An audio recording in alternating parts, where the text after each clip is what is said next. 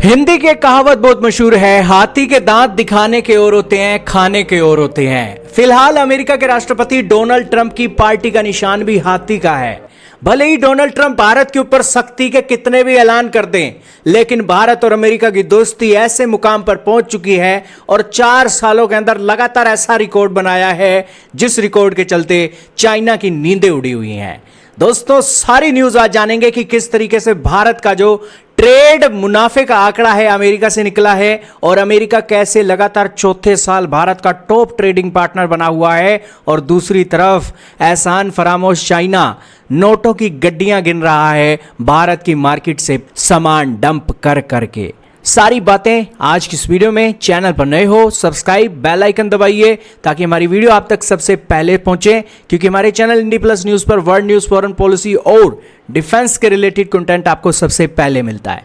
तो सबसे पहले शुरू करते हैं। आपके सामने आर्टिकल चल रहा है रॉयटर का, जिसके अंदर बताया गया कि भारत का ट्रेड घाटा चीन से 99.2 बिलियन डॉलर, करीब 100 बिलियन डॉलर का हो गया है। एक और अपस्टॉक्स का आर्टिकल है, द इंडियन एक्सप्रेस का आर्टिकल है, द टाइम्स ऑफ इंडिया का आर्टिकल है, जिसके अंदर ये एक न्यूज की पुष्टि की जा रही है। दोस्तों, पिछले फिस्कल ईयर 2024 के अंदर भारत का जो ट्रेड मुनाफा था अमेरिका के साथ 35 बिलियन डॉलर का था, लेकिन फिस्कल ईयर 2025 के अंदर भारत का अमेरिका से ट्रेड मुनाफा 41 बिलियन डॉलर का पहुंच गया।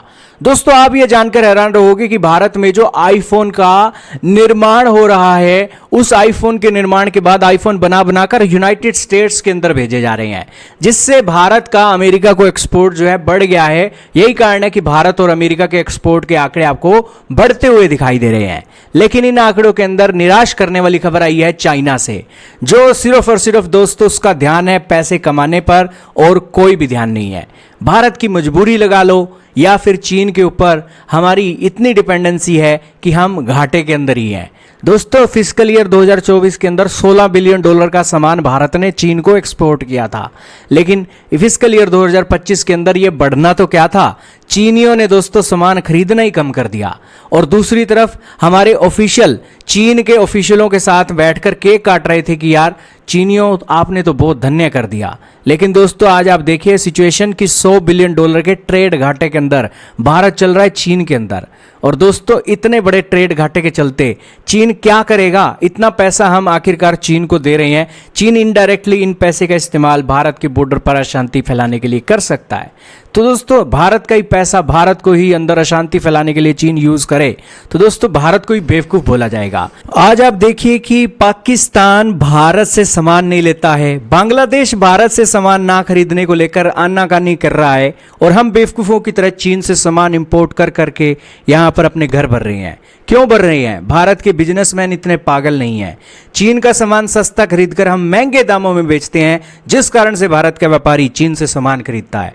यही कारण है कि एक्सपर्ट बता रहे हैं कि भारत का जो ट्रेड घाटा चीन से बढ़ा है वो इसलिए बढ़ा है क्योंकि चीन ने भारत के अंदर डंपिंग शुरू कर दिया है। डंपिंग का मतलब होता है सस्ते रेटों में अपना सामान बेचना। अब जब अमेरिका का सामान, अमेरिका के साथ चीन का सामान एक कम बिक रहा है, टैरिफ लगे हुए हैं, तो वो सामान दुनिया के दूसरे देशों में सस्ते रेट पर बेचना ही पड़ेगा।